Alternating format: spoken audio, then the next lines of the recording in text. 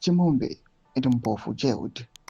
Judge set 20 years fraud benchmark adds extra years for aggravation. Sabina Mashugubra Pankwa Inochenzi Chimombe Mpofu launched Supreme Court appeal soon after the judgment was subscribed or like on the bell icon.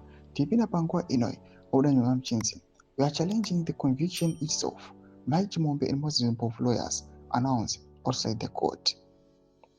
High Court Judge Justice Pisera Ikwenda is handed down stiff prison sentences to controversial businessmen Moses Mpofu and Mike Chimombe, jailing them 22 years and 17 years respectively for defrauding Zimbabwean government of $7.3 million under the failed presidential vote scheme.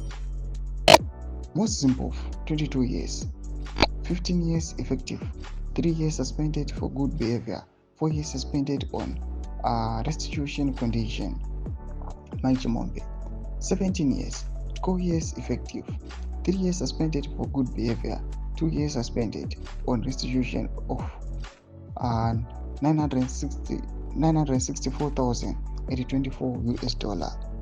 Justice Kwenda declared the presumptive sentence for the scale of this public fraud to be 20 years. And Mpofu said aggravating circumstances warranted going beyond that due to his role in orchestrating the crime, lack of remorse, and failure to account for missing funds. Key court findings: the pair acted as a co-perpetrators, using forged documents to win a gold supply tender through their company, Black Dick Private Limited. Only 4,000 goats were delivered out of 85,000 promised. $3.7 million was paid out, with no accounting or valid documentation to show where it went. Public funds were stolen, trust was abused, and no funds were voluntarily reimbursed. Justice Kwenda declared the presumptive sentence for the scale of this public fraud to be 20 years.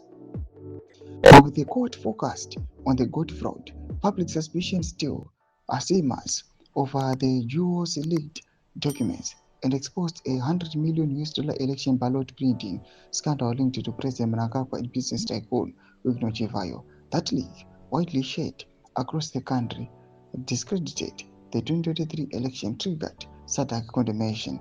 Analysts believe this sentencing was more than just about votes. It was a political message to silence those who shine a light where power prevails darkness. Toma shukari pomre Zimbabwe. Tudzema funguro muri kulipa msoro akawape nawo iyi. Pinako message chemedu. So subscribe or like achetu on the bell icon.